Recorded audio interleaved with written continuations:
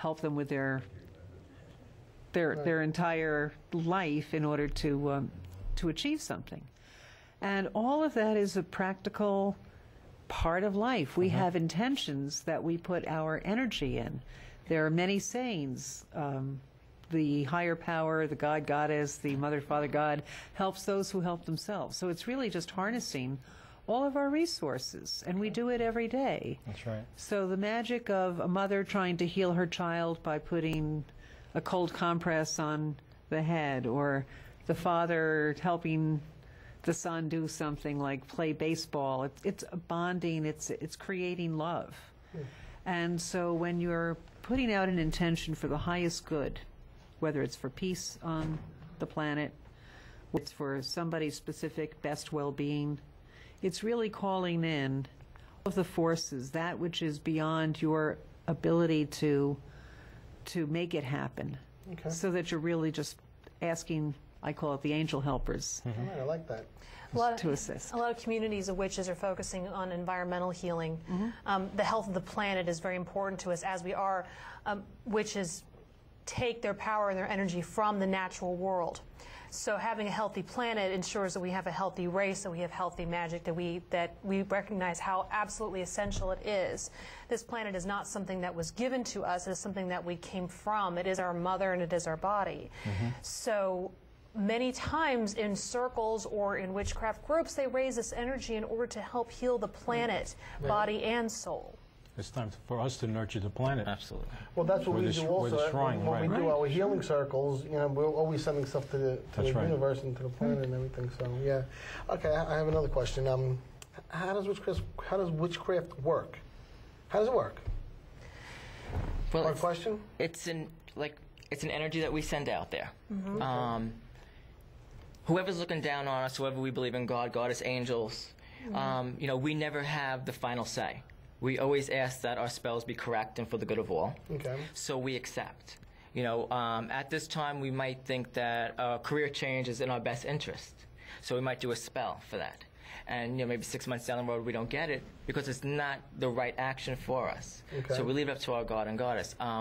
When I first did a projection to have the shop, I did it at 19 years old. And I waited and waited, and the spell didn't come out. So somebody said to me, well, if you're, you know, a witch, how come you couldn't manifest this? Right. Well, it happened when I was 31. Thinking back now, who would have came to a 19-year-old for advice on love and money if I didn't live my life and experience life? You know, we have to experience life as it is, too. Just because we're witches, we don't have all the power, you know, in our hand. We have to experience everything. When people come to me for a love spell, they'll do a love spell and 2 weeks later come back and say it didn't work. Well, it didn't work maybe because your intent wasn't correct as well, you know. Right.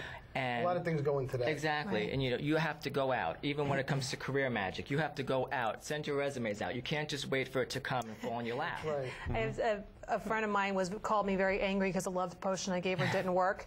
And I said, what did you do? Did you put it on and sit down on your couch and watch television? She said, yeah. I said, so what did you expect? The men on the television were going to come through the screen and like sweep you off and take you away? She said she agreed that that was kind of happened. But it's these you know, many witches, we believe in having spirit guides. We also believe in, like we said, the electricity of the energy of the planet. When you tune into it through personal rituals or through group rituals or through harmonizing in nature, meditation out in the wilderness or out in the city parks, and we live in New York City, we're still able to connect to the planet. In time, you start to understand the forces and start to be able to shape them toward your will, mostly by asking politely, making an offering in exchange. These energies are cognizant beings and will pay attention to you, but they're not things you just go and master and say, I will command you elements of XYZ, do what I say. No. I've noticed when you kind of command it, you almost act spoiled, and the universe doesn't give it to you. You know, when you stomp your feet, I want this right here and now, the universe kind of looks down on that. They don't like it. So you won't get it. Well, there's the expectation that you have, and the universe doesn't work that way. Exactly. The universe works on divine plan. And you need to be humble and grateful for everything that we receive. No attachment to the outcome. Exactly. And when it's supposed to happen, it happens. That goes like divine timing. You know, people will come in and say, you know, it didn't happen now. Don't be mad at us. It's not our time. It's the universe's time. That's right. Everything will come to those who wait.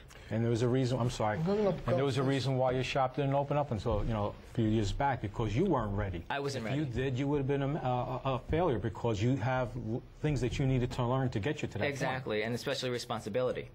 You know, at 19, 20, we don't have the responsibility that we do in our 30s. That's right. So, you know, I thank God you know, that I did wait, and it did fall into my lap that way.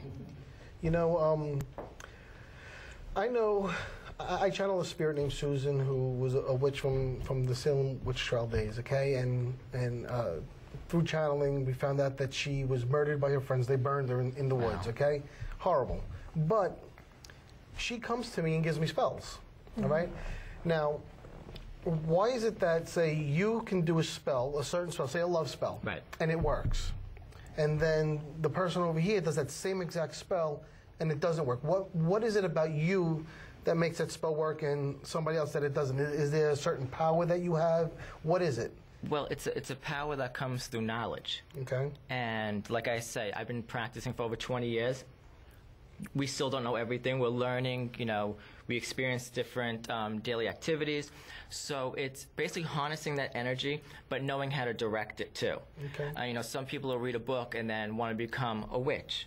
You know, there's many questionable people out there who are charging high prices for classes and never were trained a day in their life, but yet because they look the part and they have a good line about them, that people will flock to them. Right. So, you know, by reading a book doesn't make you a witch. I like that you said that, because I agree with that 100%.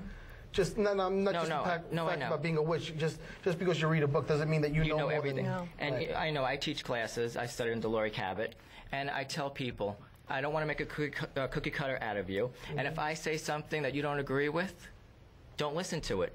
And just because I said it, it's not in stone. You know, we all interpret things in different ways.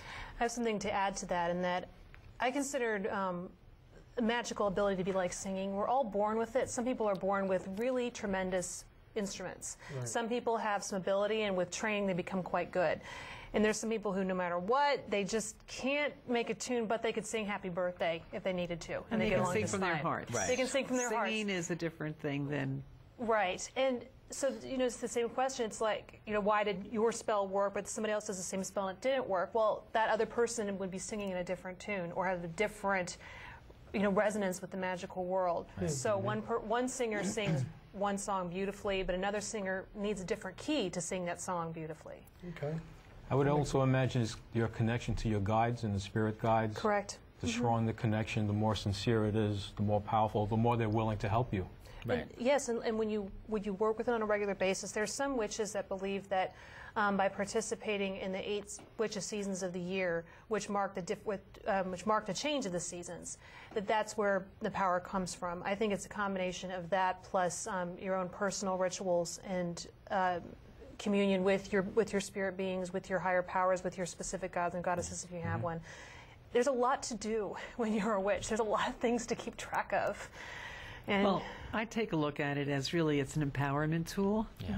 Many formal religions, as far as I have seen them, have a person that is a conduit and interpreter of whatever the wisdom of the universe might be, as they understand it. And in 12-step programs, they talk about higher power and your own higher power. And to me, the idea of Wicca, which means wit, using your own wit, the poems that come from within you, your own song, your own music, as opposed to listening to how somebody else is telling you you need to be in order to live up to a particular standard, is really taking away the filter of an intermediary and really attuning to your own heart. When I do career counseling and I talk to people about their resumes, it's really what are their individual skills, not what their job description was. Right. What do they want to do? When I interpret a tarot card reading, it's just the energy of the story that makes sense in terms of the archetypes, like the Joseph Campbell idea, right? That there are archetypes and what somebody's journey is in their particular story, but how that is ultimately